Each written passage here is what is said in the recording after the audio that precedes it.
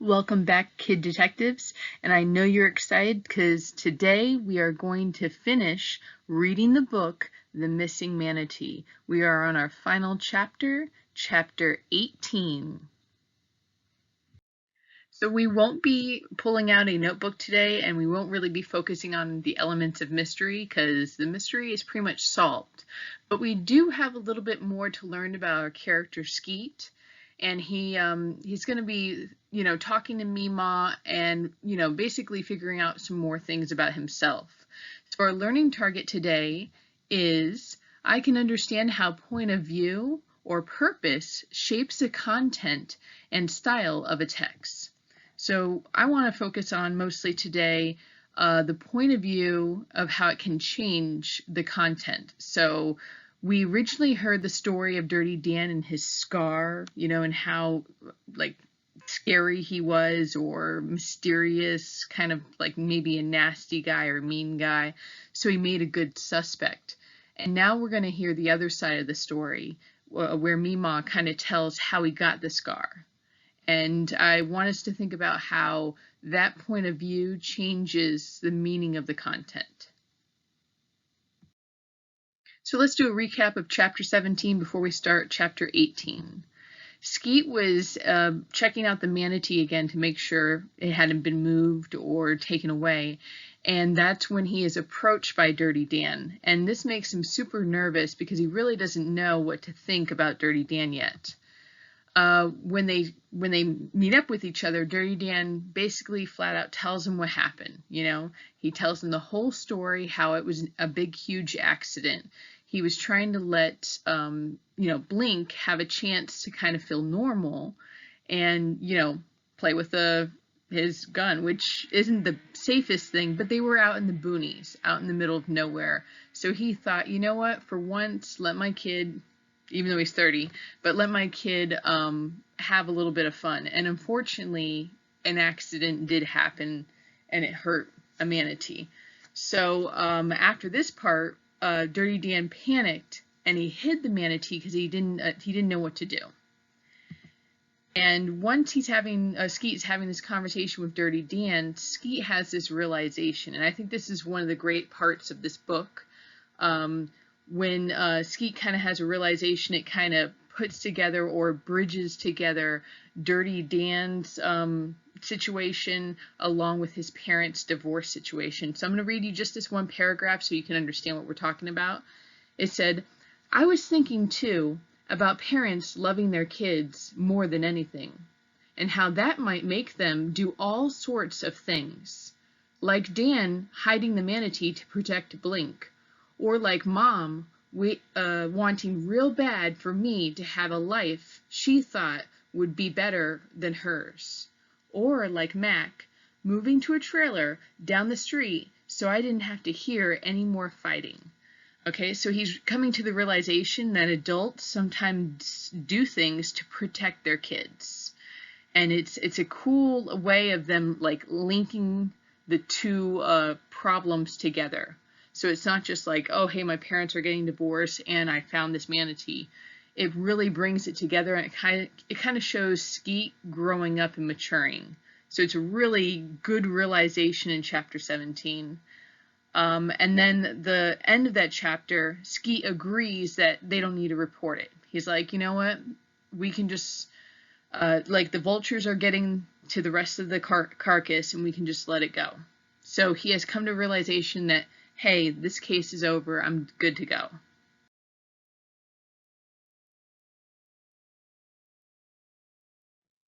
We have 3 vocabulary words for chapter 18. The first vocabulary word is swimming hole. A swimming hole is a place for swimming in a stream, river, creek, or spring. This will sometimes be like a private little river swimming pool where it's a little bit deeper, and kids or teenagers can tie off ropes and or swings and dive and jump around and have fun. So it's like a little getaway for kids. The next vocabulary word is flummoxed. Okay, and flummoxed means to confuse, puzzle, mystify, or stump.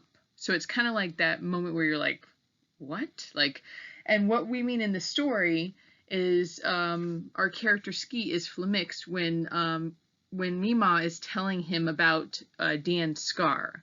So she's going all into the story, and he says, I hardly knew what to say. I was so flummoxed by the news. So he's so like baffled, like, what? Are you kidding me? So it's extremely like just confusing to him. And the last vocabulary word is discretion, okay? And discretion, you guys may have heard this before, but hopefully not too much. With the little warnings that come before TV shows that you shouldn't be watching as a kid, they have the TV mature, and if you can see, actually, I'll underline it so we can show you, but they have the word discretion in there.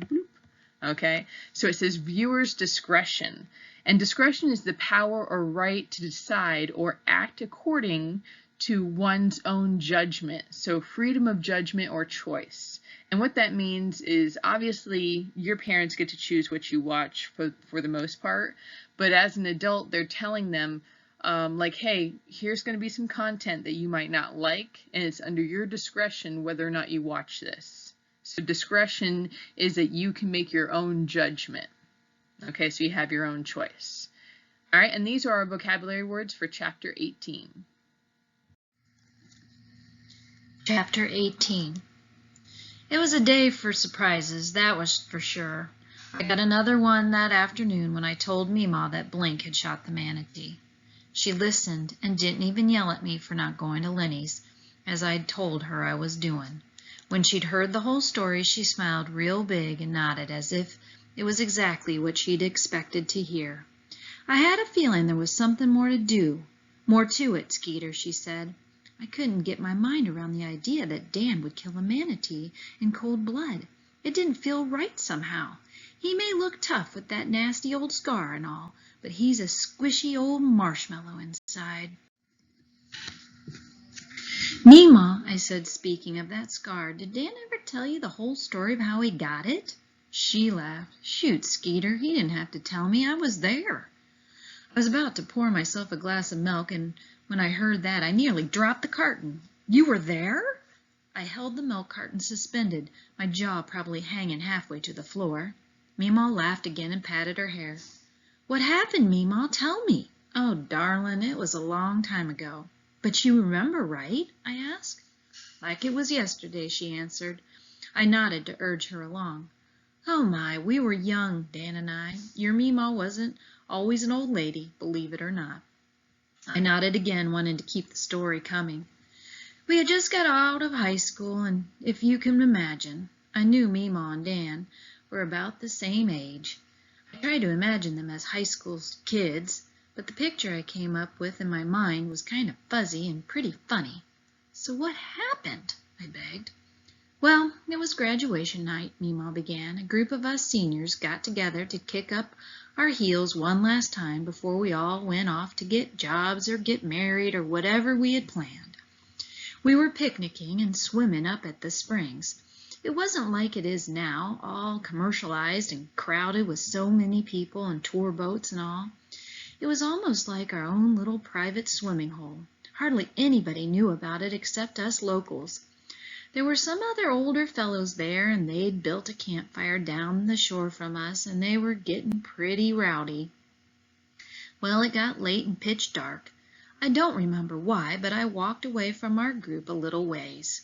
Mima stopped to pour herself a cup of coffee, and I sat down on the stool by the counter, dying for her to continue. Then out of nowhere, it seemed one of those older fellows showed up beside me, and I saw him right off. He'd had much too much to drink, and Skeeter, he wasn't talking or acting like a gentleman. I told him to get away from me, but he wouldn't listen. I called for help, and the boys from our group came running over. I was so relieved, thinking that would be the end of it and we'd all just go home, but that older feller had a little axe hanging from his belt. He'd been using it to cut tree branches for the campfire. We all saw him. Well, he took out that little axe and started swinging it around, And when he did that, all the boys backed off real quick, all except for Dan, bless his heart. A little axe, I thought. She's talking about the hatchet. You could have knocked me over with the feathers on a tarpon fly. The mysterious blonde, the cause of the hatchet fight I'd imagined so often, was Meemaw. I could not believe it. Dan came to my rescue like a hero in a storybook, Meemaw went on. He got a horrible cut on his face, and when the fellow with the axe saw all that blood pouring down Dan's cheek and onto his shirt, well, he turned tail and ran like a rabbit. We took Dan to the hospital to get his face stitched up, and that was that. Meemaw took a sip of her coffee and said, "I always feel responsible for that scar, and I've loved Danny Houlihan ever since." Danny Houlihan? I laughed. I had never heard him called anything but Dirty Dan. When I'd recovered enough to speak, I asked her, "But if you love him, how come you don't marry him?" Then I remembered something and added excitedly, "I saw him kiss you after the karaoke contest. I bet he loves you too." Meemaw had a good chuckle over that. "I believe he does, Skeet, in his way, but some men are the marrying kind, Skeeter, and some aren't. And I can tell you for a fact that Dan isn't. There's 4 women out there who used to be his wives who'd agree with that. I was young and foolish, but even then I had a hunch Dan would make a much better friend than a husband." I hardly knew what to say. I was so flummoxed by the news. I loved the story of Dan's scar more than ever now, knowing he got it fighting for Meemaw. "You know something else, Skeet?" Meemaw said a while later as she was washing her coffee cup. "I believe your mama and daddy might be better at being friends too, instead of husband and wife."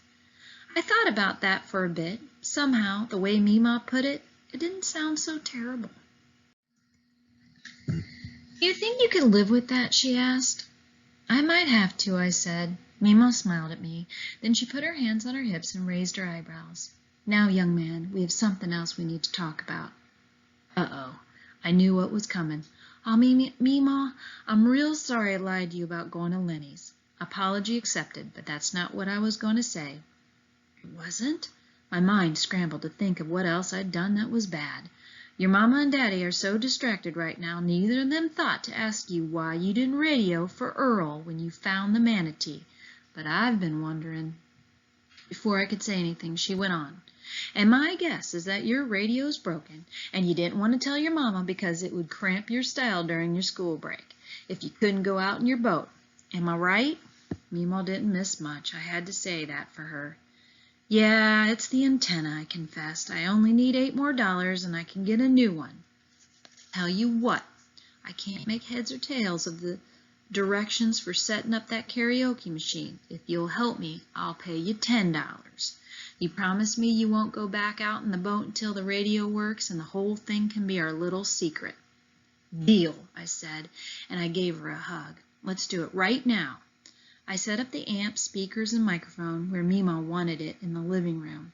Then I showed her how to load the disc with the background music and song lyrics into the player. She got pretty excited when she saw that the kit came with 5 different discs and that each one held 50 different songs. She especially liked the one that had country hits on it.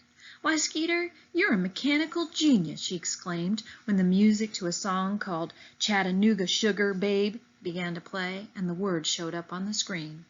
We fooled around with the karaoke machine for a while. We were doing a duet for a song called "Crazy" when Mom came home and said that's exactly what we were.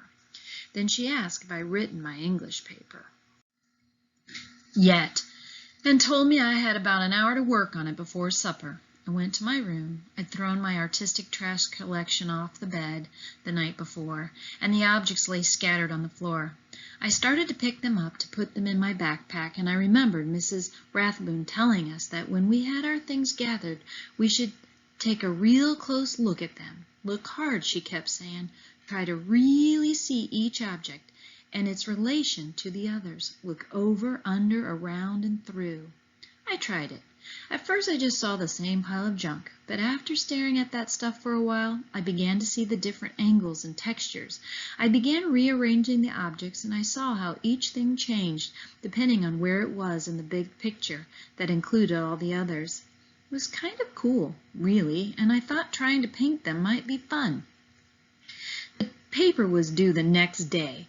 I had to get started on it, but I couldn't write about the manatee, as Meemaw had suggested. I wasn't peeved anymore, for one thing, and the other thing was I didn't want to. As Dan had said the day I caught my tarpon, some things just ought to stay secret. A weird little idea had been in the back of my mind ever since Meemaw and I went to the Golden Moon, and I decided to write about it. I finished the first draft right before Mom called me to dinner. Afterwards, I asked if I could ride my bike over to the marina. Meemaw winked at me. I guess she knew why I was going. Larry didn't have the antenna I needed in stock, but he said he would get it in 2 days. Halfway home, I saw Earl driving toward me. He pulled over next to me in his police car and stopped, and suddenly I felt scared. What if the police had finally decided to do an investigation? Now that I'd made such a big thing out of the manatee, how could I get Earl to back off without betraying Dan? Luckily, Earl spoke first. Dan came to see me a while ago, he said quietly. He told me what happened to the manatee. I guess he told you too. Yeah, I said. Then quickly I asked, what happens now? You're not going to do anything, are you? I mean, to Dan or to Blink? Earl gazed out at an inflatable raft with a bunch of kids in it passing on the river. Police officers have a certain amount of discretion when it comes to enforcing the law, Skeet, he said slowly. Do you know what that means? I shook my head.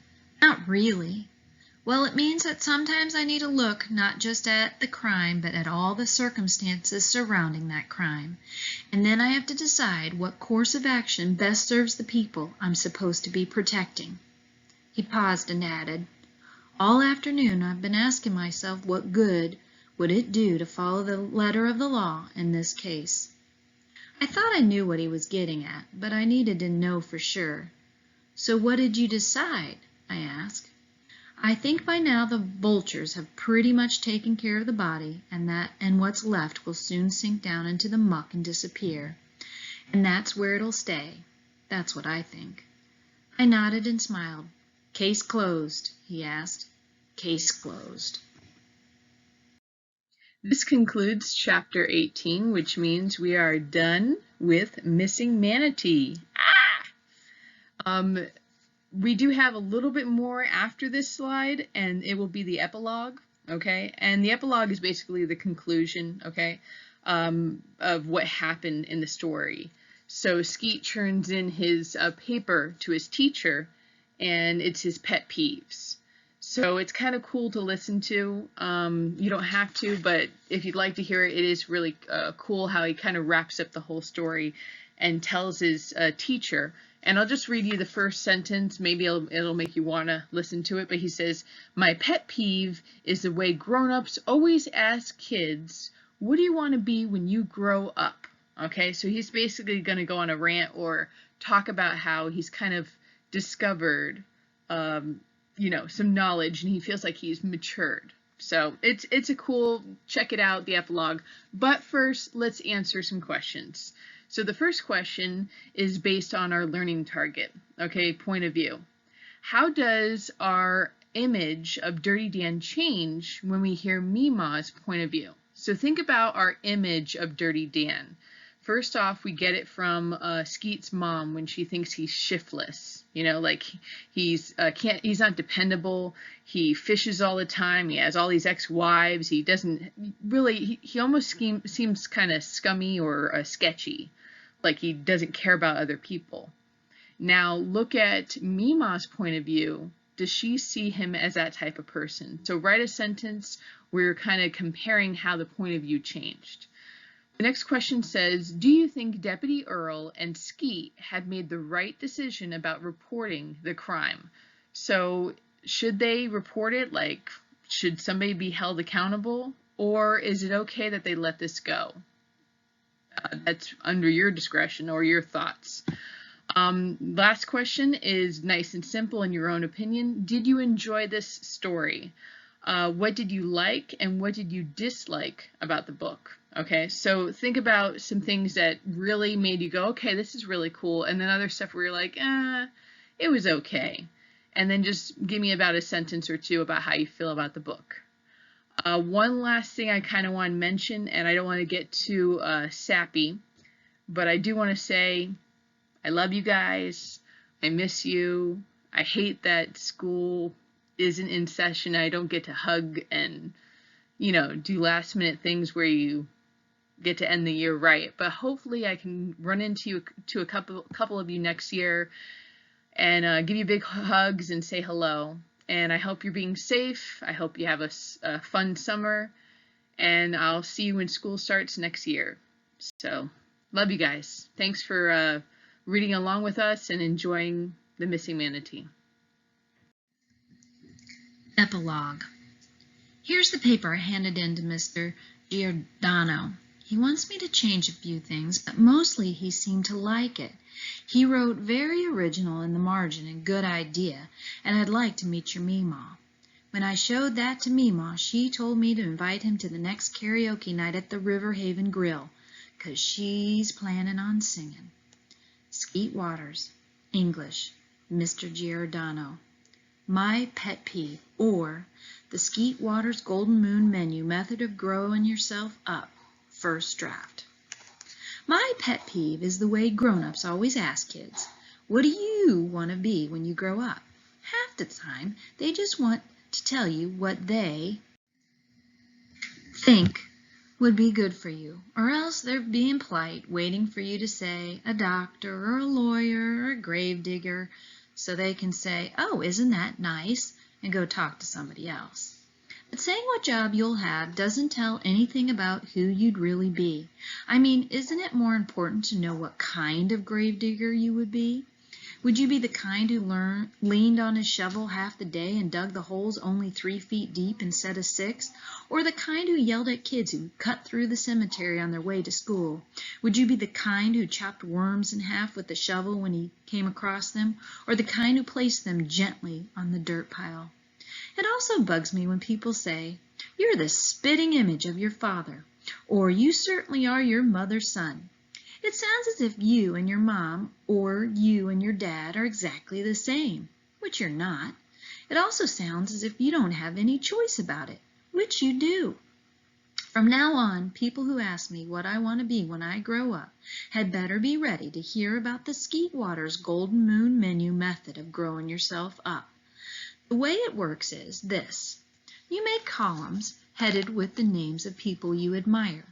If you feel like it, you can add people you don't really know, but know about, like maybe Abraham Lincoln or Mother Teresa or Tiger Woods.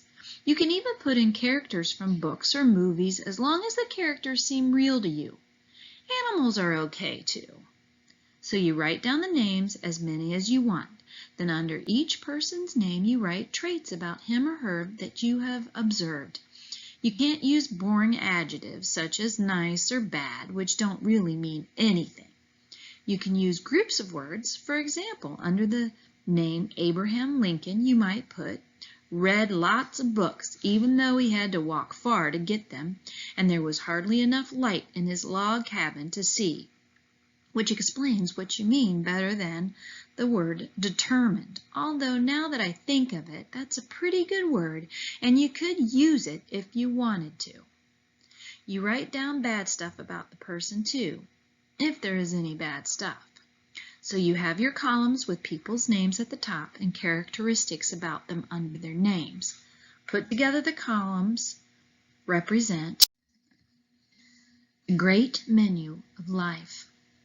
It's sort of like the menu at the Golden Moon Chinese restaurant, which is right here in Chattahoochee Springs. Your plate, when it's full, represents the person you want to be someday. It's a combination plate. You get to pick the things you want and skip the things you don't want. At the Golden Moon, you can only pick one thing from each column. But since this is real life, you get to pick as many as you want. If you don't want anything squirmy on your plate, it's up to you. You are the customer, and the customer is boss. Here's how I would do it. Just as an example, two people I admire are my Meemaw and a guy named Dirty Dan. Meemaw, now there's somebody I hope to be like when I grow up, so I would choose a lot of traits from her column to put on my plate. She has what she'd probably call a talent for happiness. She is funny and honest and a real good singer. Dirty Dan, well, he's a great fisherman, which I also plan to be someday. There are a lot of other good things about him that I could choose, like he's brave and patient, and he tries real hard to take care of his son who has something wrong with his brain and needs somebody to watch out for him. His son is a person I admire too, along with his dog, because they're always together, and that's one of the good things about them, the way they're loyal to each other and happy doing dumb stuff together. Even in people you admire, you might notice some bad traits. For example, Dirty Dan has one real bad habit. It causes lots of problems in his life. That habit of his would be listed in the column under his name, but I wouldn't put it on my plate. See how it works? If you make the right selections from the great menu, you end up being the person you want to be. Not your mom or dad or grandparents or even your heroes, but just the right combination of all of them. I recommend my Golden Moon method. Try it.